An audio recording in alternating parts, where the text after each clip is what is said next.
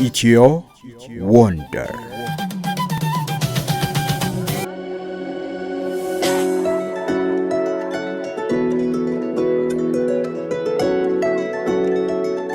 ሊ ኩዋን ዩ የሲንጋፖር መሐንዲስና የዘመናዊው ዓለም ተአምር። በዓለም ካርታ ላይ እንደ አንዲት ትንሽ ነጥብ የምትታይ ምንም አይነት ተፈጥሯዊ ሀብት የሌላትና መጠጥ ውሃውን እንኳ ከጎረቤት ለማግኘት የምትለምን ደሴት ዛሬ የዓለም የፋይናንስ ማዕከል፣ የቢሊዮነሮች መሸሸጊያና የቴክኖሎጂ ገነት ሆናለች። ይህ አስደናቂ ለውጥ ግን በድንገት የተከሰተ የታሪክ አጋጣሚ አይደለም። ከዚህ ግዙፍ ስኬት ጀርባ አንድ ብረት የለበሰ ጽናት፣ የማይናወጥ ዲሲፕሊንና እንደ ንስር የራቀ እይታ የነበረው ታላቅ መሪ አለ። ሊ ኩዋን ዩ። እርሱ የሲንጋፖር ጠቅላይ ሚኒስትር ብቻ አልነበረም።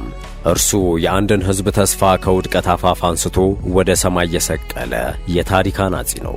ሊ ኩዋን ዩ በአካል ደቃቅ ቢመስልም በውስጡ ግን ዓለምን የሚቀይር ግዙፍ የሐሳብ ነጎድጓድ ያቀፈ መሪ ነበር። እርሱ ሲናገር ቃላቶቹ የሰዎችን ልብ ያሞቃሉ፣ ሰነፎችን ይቀሰቅሳሉ፣ ሌቦችን ደግሞ ያስደነግጣሉ። እኛ የዓለም ታናሽ ወንድም ሆነን አንቀጥልም ሲል ለዓለም ኃያላን የተናገረው ንግግር ዛሬ በሲንጋፖር ሰማይ ስር በሚያብረቀርቁት ሰማይ ጠቀስ ሕንፃዎች ውስጥ በተግባር ተተርጉሞ ይታያል። ሰላም ጤና ይስጥልን ውድ የቻናላችን ቤተሰቦች፣ በዚህ ቪዲዮ የምንዳስሰው ታሪክ ከአንዲት ጭቃማ መንደር ተነስታ የዓለምን የኢኮኖሚ አውራ ጎዳና ስለተቆጣጠረች ሀገርና ያንን ተአምር ስለፈጠረው ታላቅ ሰው ነው። እስከ ዝግጅታችን ፍጻሜ ድረስ አብራችሁን ቆዩ።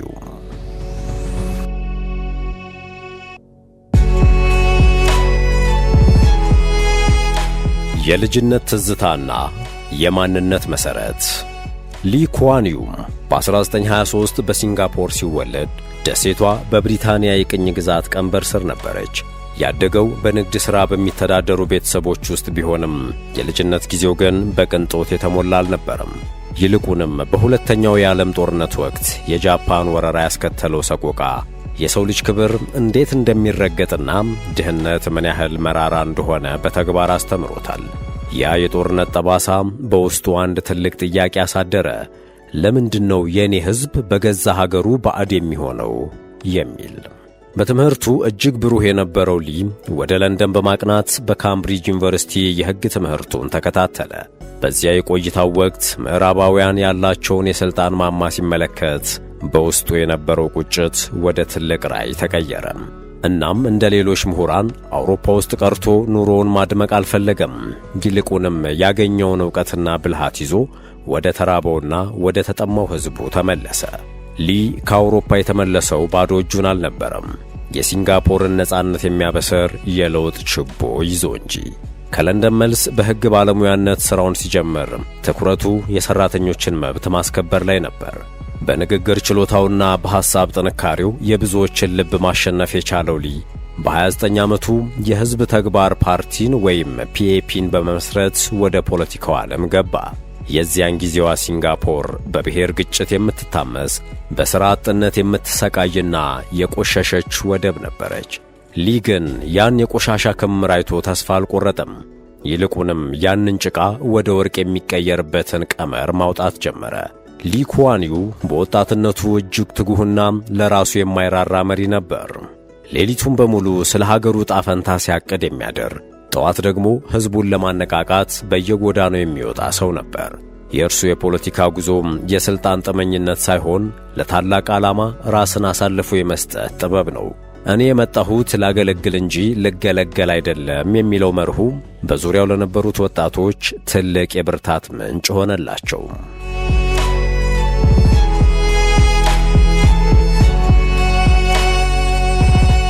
የሊ ኩዋን ዩ የፖለቲካ ሕይወት እጅግ አስቸጋሪው ምዕራፍ በ1965 የተከሰተው ከማሌዥያ ጋር የመለያየት ክስተት ነበር።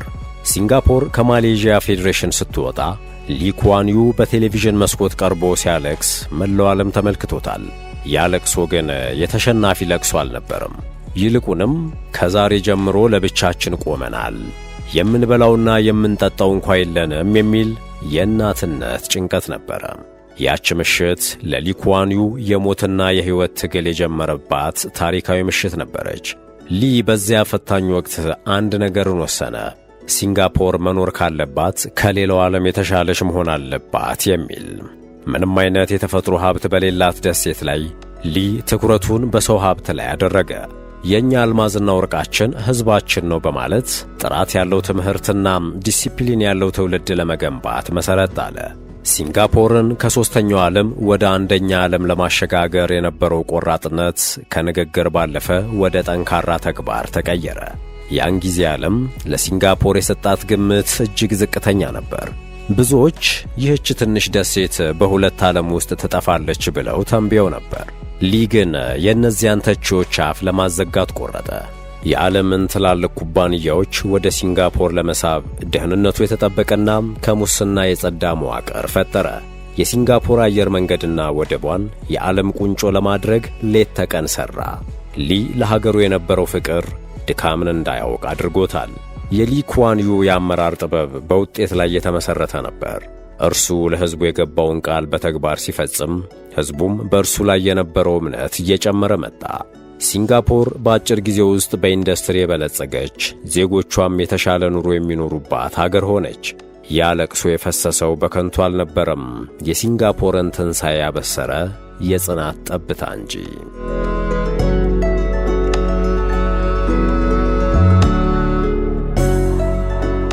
ብረት ለበስ የዲሲፕሊንና የሙስና ጦርነት። ሊ ኩዋን ዩ ሲንጋፖርን ለመቀየር የተጠቀመበት ትልቁ መሳሪያ ብረት የለበሰ ዲሲፕሊን የሚል ነበር።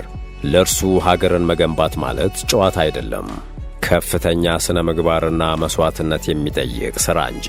ሙስናን ለማጥፋት ከፈለክ መጀመሪያ ከቅርብ ጓደኞችህ ጀምር የሚለው ፍልስፍናው ሲንጋፖርን በዓለም ንጹሕ የፖለቲካ ሥርዓት ካላቸው አገራት ተርታ እንድትሰለፍ አድርጓታል። ሊ በሙስና ረገድ ለማንም ምሕረት አያደርግም ነበር። የቅርብ ጓደኞቹ እንኳን ሲሳሳቱ ለሕግ አሳልፎ ከመስጠት ወደ ኋላ አላለም። ይህ ቆራጥነቱ አንዳንዴ አምባገነን የሚል ስም ቢያሰጠውም፣ እርሱ ግን እኔ የምፈልገው ሕዝቤን የሚመግብ እንጂ በወረቀት ላይ ያለ ዴሞክራሲ አይደለም በሚል አቋሙ ይጸና ነበር። ሲንጋፖር ዛሬ የምትታወቅባቸው ጥብቅ ሕጎች ከመንገድ ጽዳት ጀምሮ እስከ ትላልቅ ወንጀሎች ድረስ የእርሱ የእጅ ሥራዎች ናቸው። ሊ የሀገሪቱን ሰላምና ደህንነት ለማስጠበቅ ሲል ማንኛውንም ዋጋ ለመክፈል ዝግጁ ነበረ። ሕግ ከሌለ ነጻነት የለም የሚለው መርሁ ሲንጋፖርን የዓለም ደህንነቷ የተጠበቀ አገር አደረጋት። የሊ ኩዋን ዩ ስኬት ምስጢር በንግግር ብቻ ለመወሰኑም እርሱ ራሱ ለሕዝቡ አርአያ ነበረ።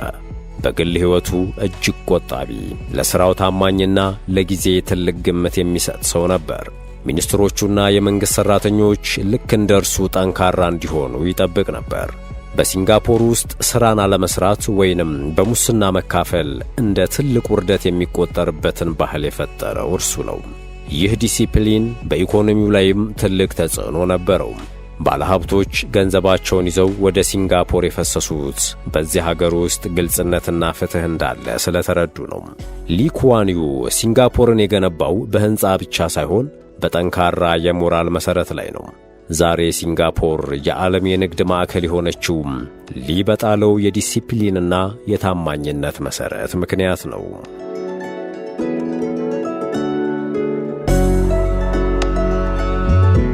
ሲንጋፖራዊነት። ሲንጋፖር የቻይና፣ የማሊ፣ የህንድና የሌሎች ብሔረሰቦች ስብስብ ናት። ሊ ኩዋን ዩ ወደ ሥልጣን ሲመጣ ደሴቷ በብሔር ግጭት ደም ትታጠብ ነበር። ሊ ግን እኛ መጀመሪያ ሲንጋፖራውያን ነን የሚል አዲስ ማንነት ፈጠረ። የተለያዩ ቋንቋዎችንና ባህሎችን በእኩልነት የሚያስተናግድ ነገር ግን ለሀገር አንድነት የሚቆም ሥርዓት ዘረጋ። እንግሊዝኛን የጋራ መግባቢያ ቋንቋ በማድረግ ሲንጋፖርን ከዓለም ጋር እንድትገናኝ አደረገ። ሊ ብሔርተኝነት ሀገር እንደሚያፈርስ ጠንቅቆ ያውቅ ነበር።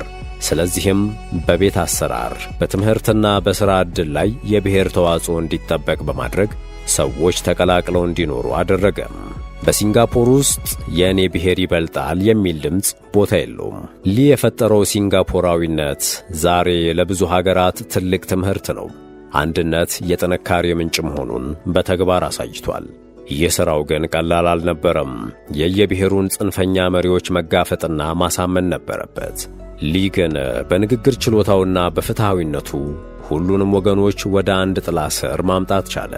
ልዩነታችን ውበታችን ነው፣ አንድነታችን ደግሞ ሕልውናችን ነው በማለት ሲንጋፖርን ከመበታተን አዳናት። ዛሬ በሲንጋፖር ጎዳናዎች ላይ የተለያዩ ሃይማኖቶችና ባህሎች በሰላም አብረው ሲኖሩ ማየት የሊ ኩዋን ዩ ትልቁ የድል አክሊል ነው። ሊ ኩዋን ዩ የሰው ልጅን ልብ የመግዛት ጥበብ ነበረው። እርሱ የፈጠረው ሥርዓት ዜጎች በብሔራቸው ሳይሆን በችሎታቸው እንዲመዘኑ የሚያደርግ ነው። ይህ ደግሞ ብቃት ያላቸው ሰዎች ወደ አመራር እንዲመጡና ሀገሪቱ በፍጥነት እንድታድግ ረድቷታል። ሊ ሲንጋፖርን የገነባው በሰዎች ልብ ውስጥ ፍቅርና አንድነትን በመዝራት ነው።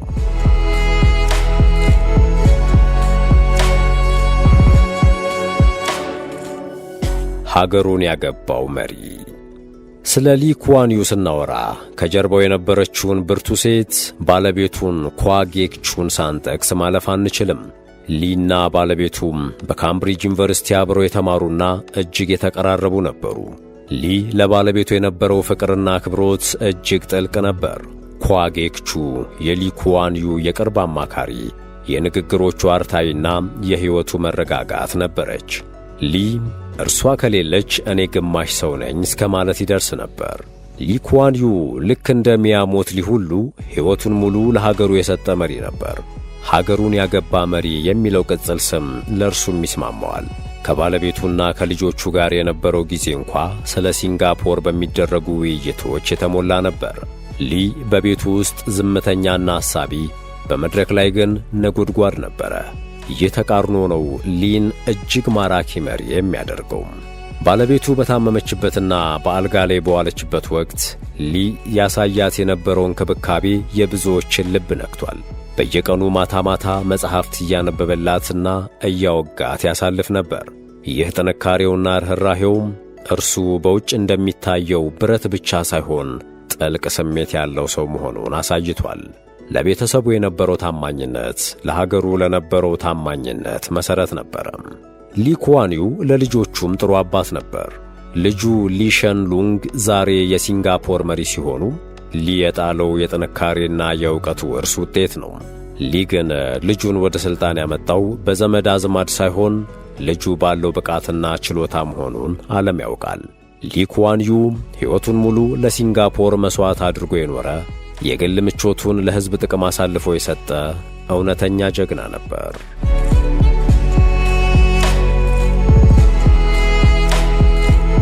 የአየር ንብረትና አረንጓዴዋ ሲንጋፖር። ሊ ኩዋን ዩ ሲንጋፖርን የንግድ ማዕከል ብቻ ሳይሆን የአትክልት ስፍራ የሆነች አገር ለማድረግ ትልቅ ራዕይ ነበረው።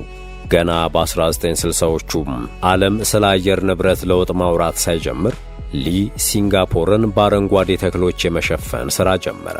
አንዲት አገር ንጹሕና አረንጓዴ ካልሆነች የሰለጠነች ልትባል አትችልም በሚል መርህ በሚሊዮን የሚቆጠሩ ዛፎችን አስተከለም። ዛሬ ሲንጋፖር በዓለም እጅግ ንጹሕና ውብ ከሆኑ ሀገራት ተርታ የምትሰለፈው በእርሱ ጽናት ነው። ሊ ዛፎችን መትከል ብቻ ሳይሆን ዜጎች አካባቢያቸውን እንዲጠብቁ የሚያስገድዱ ጥብቅ ሕጎችን አወጣ። ቆሻሻ መጣል ወንጀል ነው የሚለው ትምህርት ከሕፃንነት ጀምሮ በዜጎች ደም ውስጥ እንዲሰርጽ አደረገ። ሲንጋፖር በሕንፃዎች መካከል ደን ያቀፈች አስደናቂ ከተማ የሆነችውም በዚህ ምክንያት ነው። ይህ የአረንጓዴነት ራዕይ ለቱሪዝም ብቻ ሳይሆን ለዜጎች ጤናና የአእምሮ እረፍት ትልቅ አስተዋጽኦ አለው። ሊ ኩዋን ዩ ተፈጥሮንና ቴክኖሎጂን አዋህዶ መጓዝ እንደሚቻል ለዓለም አሳይቷል። ዛሬ ሲንጋፖር በዓለም ንብረት ጥበቃና በታዳሽ ኃይል አጠቃቀም ረገድ ለብዙ ሀገራት ተምሳሌት ሆናለች። ሊ የገነባው ሀገር ለዛሬ ዓለም ብቻ ሳይሆን ለወደፊቱ ትውልድ የምትመች ናት። ሊ ኩዋን ዩ አካባቢን መጠበቅ ማለት ለሕይወት ዋስትና መስጠት መሆኑን ቀድሞ ተረድቶ ነበር።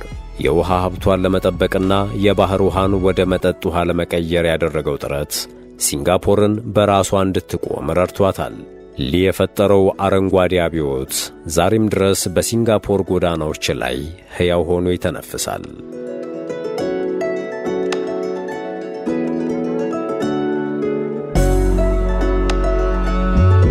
የሊ ኩዋን ዩ ውርስና የ2026ቷ ሲንጋፖር። ሊ ኩዋን ዩ በ2015 ከዚህ ዓለም በሞት ቢለይም የእርሱ ራዕይ ግን ዛሬም በ2026 በሲንጋፖር ሰማይ ስር በድምቀት ይታያል።